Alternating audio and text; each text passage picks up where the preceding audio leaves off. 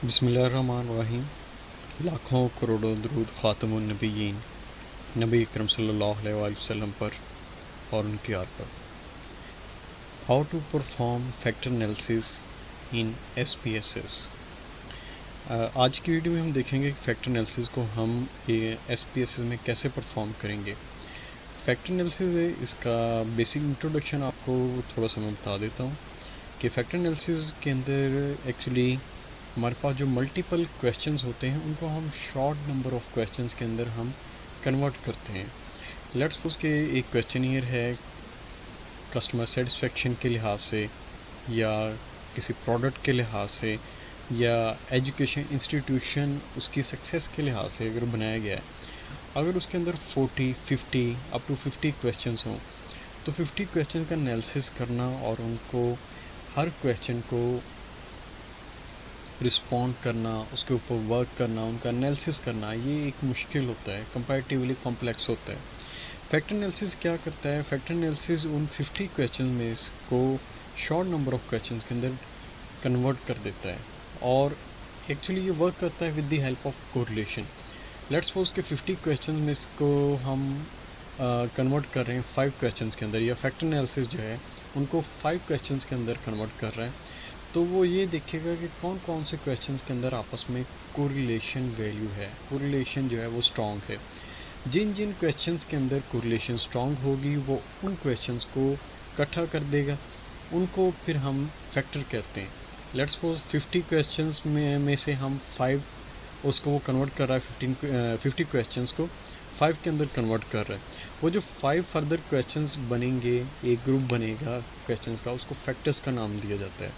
अब हम 5 फैक्टर्स को हम स्टडी कर सकते हैं बजाय कि 50 को हम स्टडी करें। उन 5 में से कोई एक या कुछ क्वेश्चंस को हम स्टडी कर सकते हैं। इससे ये होगा कि हमारा जो काम है वो भी कंपैरेटिवली बहुत आसान हो जाएगा।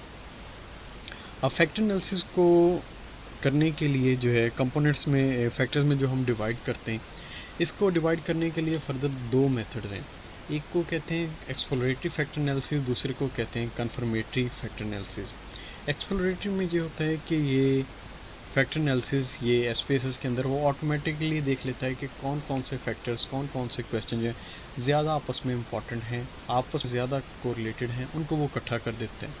Where as in confirmatory factor analysis, confirmatory हम ऑलरेडी अपनी तरफ से हम बता देते हैं डेटा को कि हमें इन 50 क्वेश्चन में से 5 क्वेश्चन चाहिए या 6 चाहिए या 7 चाहिए, ये ऑलरेडी साइन हम कर देते हैं। ये एक माइनर सा डिफरेंस है between exploratory and confirmatory. Exploratory में खुद से ही एक्सप्लोर करता है ये सॉफ्टवेयर के कितने फैक्टर्स बन सकते हैं, वेयर एज कन्फर्मेटरी में एक ऑलरेडी कन्फर्म हम खुद से कर लेते हैं, हम कंफर्म है कि ये जो 5 क्वेश्चंस हैं इनसे एक ग्रुप बन सकता है। फॉर एग्जांपल मैं कहता हूँ कि V1 यहाँ पर एक डेटा गिवन है, V1 से V5 तक मैं कहता हूँ एक क्वेश्चन बन सकता है, और V6 से फर्दर V10 और V11 से 15 अप टू 7 मैं कहता हूँ इससे ये V20 तक 5 या 4 क्वेश्चंस बन सकते हैं, 4 फैक्टर्स बन सकते हैं। ये जब इस तरह मैं इसको फैक्टर बनाने के लिए कहूँगा, SPSS के अंदर पुट करूँगा, तो इसको कहेंगे कन्फर्मेटरी फैक्टर एनालिसिस। अब यहाँ पर फैक्टर एनालिसिस अप्लाई करने के लिए एनालाइज के बाद डायमेंशन रिडक्शन और इसके बाद फैक्टर्स। एनालाइज, डायमेंशन रिडक्शन और फैक्टर्स में आप जाएंगे, ये सारे वेरिएबल जो हैं ये लेफ़्ट साइड पे आपको यहाँ पर मिलेंगे। ऐसे आपने क्या करना है, सबको सिलेक्ट कर लेना है। सिलेक्ट करने के बाद इसको राइट साइड पे ले आना है। राइट साइड पे कन्वर्ट करने के बाद यहाँ पर आपने देखना है सबसे पहले डिस्क्रिप्टिव्स, कि डिस्क्रिप्टिव्स के अंदर आपको क्या क्या चीज़ें चाहिए। सबसे पहले यहाँ पर है इनिशियल सॉल्यूशन, इसको भी आप टिक कर दें। कोफिशिएंट्स जो हैं इसको भी आप टिक कर दें, और KMO एंड बार्टलेट टेस्ट। यहाँ पर आपको एक चीज़ मैं बता दूँ कि फैक्टर एनालिसिस को अप्लाई करने से पहले जो है हम सबसे पहले जो KMO टेस्ट को देखते हैं। KMO टेस्ट हमें एक वैल्यू प्रोवाइड करता है, उस वैल्यू को देखते हुए हम ये डिसाइड करते हैं कि इस डेटा के ऊपर फैक्टर एनालिसिस लग सकता है या नहीं लग सकता। अगर KMO की वैल्यू एक रिक्वायर हमें मिल जाए तो हम कहते हैं फैक्टर एनालिसिस अप्रोप्रिएट। अगर KMO की वैल्यू हमें एक रिक्वायर ना मिले जितनी हमें चाहिए, तो फैक्टर एनालिसिस जो है उसको हम अप्रोप्रिएट नहीं कहते। KMO की वैल्यूएशन उसके लिए ये है, ये एक फ़ाइल है, ये आपको मैं सेंड भी कर दूंगा।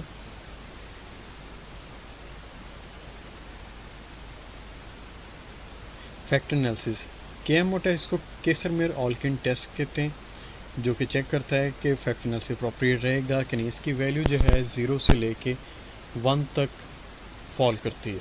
अब 0 इंडिकेट करता है कि जो कोरिलेशन है बिटवीन वेरिएबल जो है वो अप्रोप्रिएट नहीं है, और कहीं पर भी जो 50 क्वेश्चन या 20 क्वेश्चन हैं, जितने भी क्वेश्चन हैं, उनके दरमियान कोरिलेशन की वैल्यू अप्रोप्रिएट नहीं मिल रही, तो KMO टेस्ट यहाँ पर एप्लीकेबल नहीं रहे, सॉरी फैक्टर एनालिसिस जो है वो एप्लीकेबल नहीं रहेगा। इसी तरह जो है अगर वैल्यू इसकी 0.5 से ग्रेटर हो जाए तो हम कहते हैं कि एक्सेप्टेबल है। सेम एज इट इज़ अगर इसकी वैल्यू जो है 0.5 से लेके 0.7 तक आ जाए तो ये मीडियोकर है फैक्टर एनालिसिस, हम कहते हैं ये मीडियोकर है, अभी इतना ज़्यादा अप्रोप्रिएट नहीं है। मीडियोकर हम कहते हैं लग सकता है, जिसको हम कहते हैं लग सकता है, जबकि 0.7 और 0.8 ये इसको हम कहते हैं ये एक अच्छी वैल्यू है। अगर इससे वैल्यू ज़्यादा हो 0.7 से अबव हम कहते हैं ये टोटली एक्सेप्टेबल है, और 0.9 से अबव हो तो हम कहते हैं ये एक सुपर्ब वैल्यू है। अगर KMO की वैल्यू 0.9 के करीब या इसके अबव आ जाए, हम कहते हैं factor analysis too much appropriate, क्योंकि ये बेस करता है कोरिलेशंस के ऊपर। कोरिलेशंस देखी जाती हैं कि आया कि correlations between variables, between questions, क्या कोरिलेशन आ भी रही है या नहीं आ रही। KMO टेस्ट एक डाटा, ये एग्जांपल डाटा के लिए यहाँ पर रिजल्ट्स गिवन है, उसके ऊपर यहाँ पर रिज़ल्ट आया था 0.871। जब पेपर में भी पॉसिबल है कि इस तरह के रिज़ल्ट्स आ जाएं, ये चीज़ें जब आएंगी 0.87, इसका मतलब है कि factor analysis appropriate factor analysis हम इस डाटा के ऊपर लगा सकते हैं। और दूसरी चीज़ है यह Butler test of sphericity, significance value 0.0। अब फैक्टर एनालिसिस को लगाने के लिए एक तो KMO टेस्ट कहते हैं, दूसरा जो है बटलर टेस्ट भी चेक किया जाता है। अब बटलर टेस्ट ये देखता है कि क्या कोरिलेशन मैट्रिक्स आइडेंटिटी है या नहीं है। बटलर टेस्ट जो है इसका हाइपोथेसिस यहाँ पर गिवन है H0 और H1। कोरिलेशन मैट्रिक्स जो है ये आइडेंटिटी मैट्रिक्स है, और अल्टरनेटिव में कहते हैं correlation matrix is not identity matrix. Identity matrix अगर आपको याद हो, आपने बचपन में पढ़ा होगा 6, 7, 8 क्लास के अंदर, कैसा मैट्रिक्स जिसकी सेंट्रल वैल्यूज़, डायगोनल वैल्यूज़ 1, 1 हो और उससे अबव एंड बिलो वैल्यूज़ 0, 0 हो। एक्चुअली आइडेंटिटी मैट्रिक्स का मतलब ये है कि डाटा के अंदर कोई भी कोरिलेशन मौजूद नहीं है। कोरिलेशन मैट्रिक्स जो है ये डिस्क्राइब कर रहा है कि there is no correlation between variables, और अल्टरनेटिव में हम कहते हैं कि नहीं जी, उनके दरमियान कोई ना कोई कोरिलेशन मौजूद है। या correlation matrix is not an identity matrix. हमारा ये जो हाइपोथेसिस है ये भी रिजेक्ट होना चाहिए to apply factor analysis. Factor analysis apply करने के लिए यहाँ पर जो नल हाइपोथेसिस है वो भी रिजेक्ट होना चाहिए। ऊपर P वैल्यू जो है वो 0.00 है, विच इज़ लेस दैन 0.05, तो इसका मतलब है हाइपोथेसिस जो है हम रिजेक्ट कर रहे हैं, रिजल्ट्स हमारे सिग्निफिकेंट हैं, तो हम फैक्टर एनालिसिस जो है वो लगा सकें।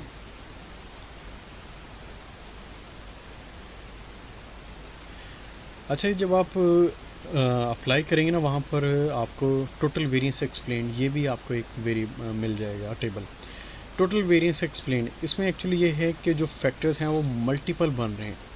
जो 50 क्वेश्चंस हैं, लेट्स सपोज जिस तरह 50 की हमारी बात चल रही है कि 50 अगर उन शॉर्ट फैक्टर्स बने, अब उनमें से वो वाले फैक्टर्स यहाँ पर फैक्टर एनालिसिस लेगा जो कि ज़्यादा से ज़्यादा वेरिएशन को एक्सप्लेन कर रहे हैं। एक डिपेंडेंट वेरिएबल होता है ना, जिस तरह CGPA, उसकी एक्सप्लेनेशन को हम चेक कर रहे होते हैं कि कितने % एक्सप्लेनेशन स्टडी आवर्स की वजह से आ रही है, या कितने % एक्सप्लेनेशन या वेरिएशन जो है हाउस डिस्टेंस की वजह से आ रही है, IQ की वजह से आ रही है।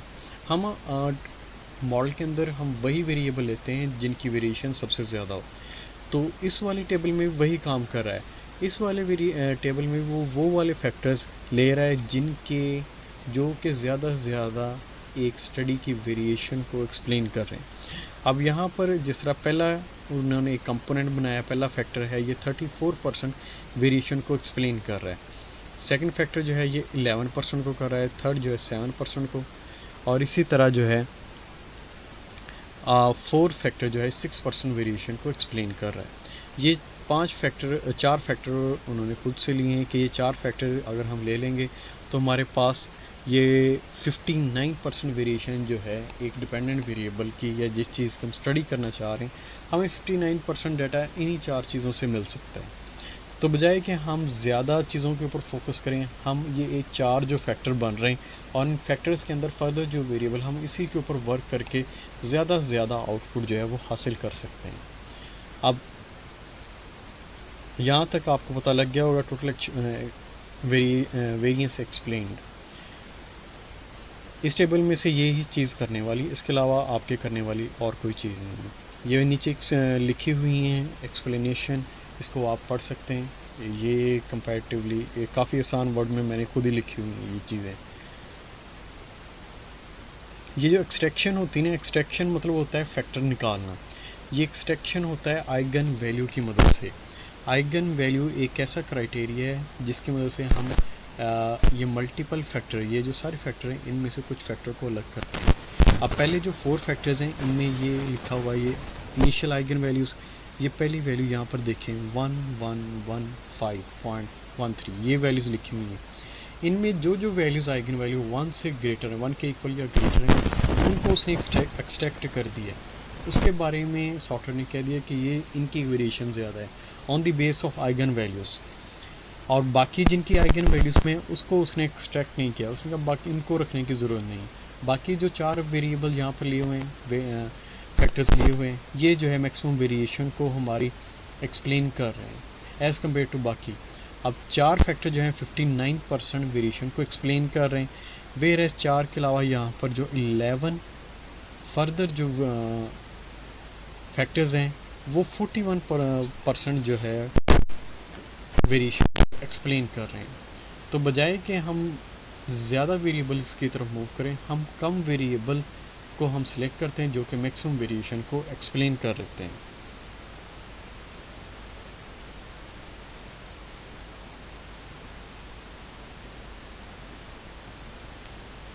वापस आते हैं एसपीएस की तरफ। एसपीएस, अच्छा केएम बार्टलेट टेस्ट, इसके ऊपर भी बात हुई है। क्वेश्चन इसको आपने टिक कर लेना है, इनिशियल सॉल्यूशन इसको भी। उसके बाद कंटिन्यू, उसके बाद एक्सट्रैक्शन।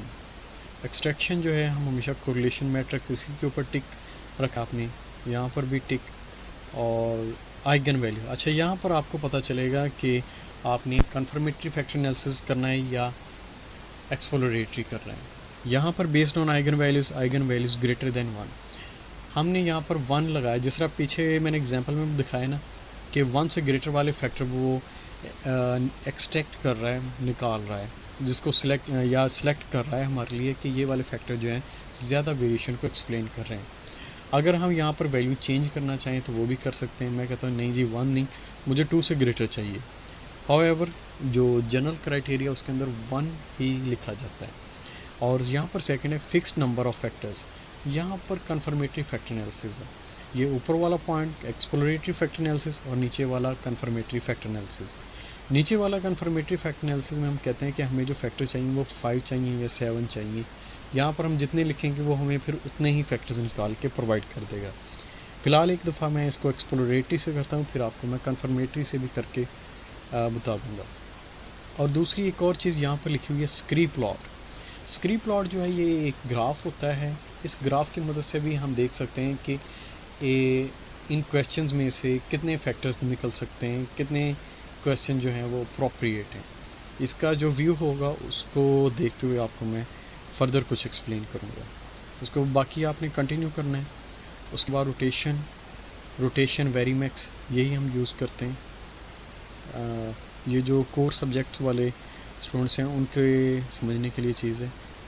बाकी जो अदर सब्जेक्ट्स वाले हैं उनको वो आप इसको यहीं पर क्लिक रखें।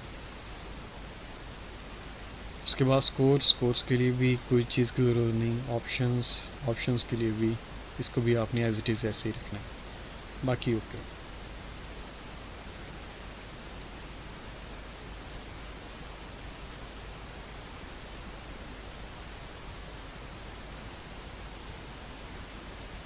ये रिज़ल्ट्स आए हैं। इन रिज़ल्ट्स के अंदर आपको ये कोरिलेशन यहाँ पर सबसे पहले चेक की गई है, इनिशियल सोल्यूशन कोरिलेशन मैट्रिक्स। यहाँ पर अगर आप देखें जो 20 वेरिएबल्स है V1 V2 V3, हर वेरिएबल की दूसरे वेरिएबल के साथ कोरिलेशन चेक की गई है। ये नीचे है सोशल सिक्योरिटी नंबर, यहाँ पर भी इसको सोशल सिक्योरिटी नंबर, यहाँ पर है सेक्स जेंडर, यानी कि यहाँ पर भी जेंडर के साथ ही फर्दर कोरिलेशन चेक की गई है। हर वेरिएबल की अपने वेरिएबल के साथ जो है कोरिलेशन 1 ही होती है। यहाँ पर देखिए डायगोनल वैल्यूज़ 1 1 1 1 1, यहाँ पर सारी आपको 1 1 वैल्यूज़ मिलेंगी, क्योंकि यहाँ पर कोरिलेशन जो है हर वेरिएबल की अपने वेरिएबल के साथ चेक हो रही है। इसके अलावा सोशल सिक्योरिटी नंबर, यहाँ पर अगर आप देखें इसकी कोरिलेशन जो है सारी यहाँ पर 0 पॉइंट यानी कि वीक कोरिलेशन आ रही है सारी। सबसे ज़्यादा कोरिलेशन इसकी आ रही है -0.118। कि ये वाला फैक्टर हम इसको कह सकते हैं कि पहले वेरिएबल की सबसे ज़्यादा यहाँ पे कोरिलेशन आ रही है माय कॉन्टैक्ट पर्सनल केयरफुली, तो ये जो भी क्वेश्चन था इसके साथ कोरिलेशन आ रही है। ये जनरल तौर पर अगर हम अपने व्यू के लिए देखना चाहें तो यहाँ से एक पर्सन एक्सपर्ट जो है वो खुद ही देखता है कि कौन कौन सी कोरिलेशंस कैलकुलेट हो रही हैं।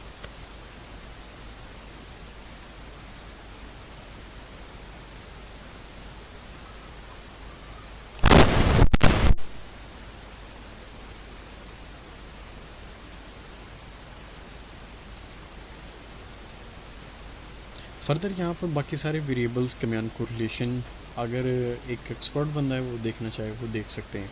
जनरल तौर पर पेपर में इस तरह का इतना बड़ा टेबल नहीं आता।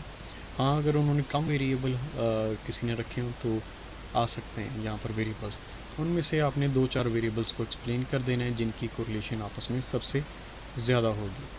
अच्छा, इसके नीचे आ गया यहाँ पर वही KMO and Bartlett test. KMO test की वैल्यू यहाँ पर आ रही है 0.71, इसका मतलब हम कह सकते हैं फैक्टर एनालिसिस जो है वो अप्रोप्रिएट है। और यहाँ पर जो है बार्टलेट टेस्ट ऑफ स्फेरिसिटी,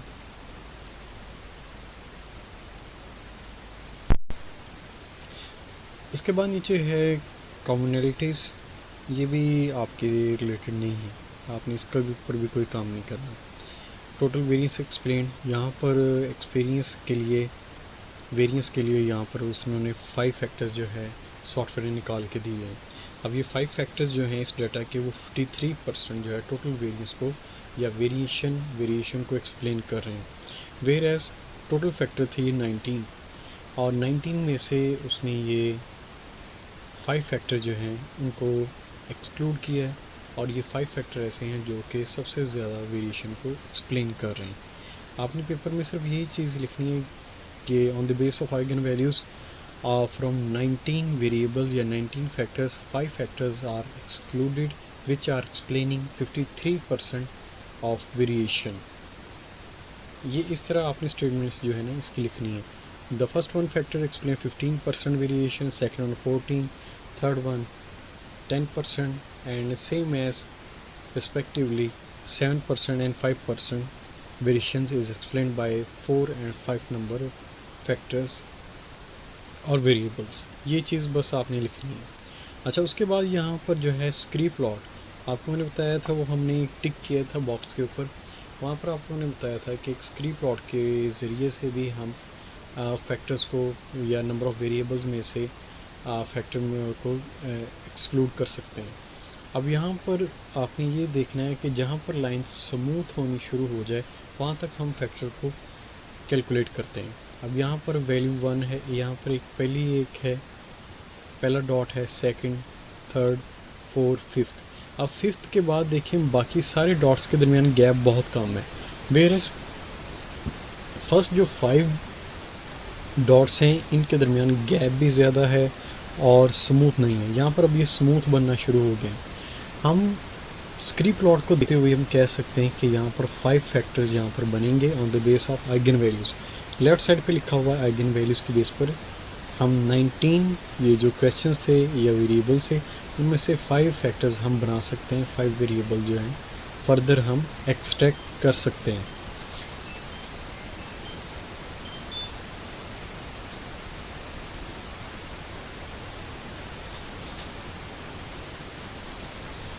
नीचे आगे कंपोनेंट मैट्रिक्स भी ये भी ज़रूरी नहीं है।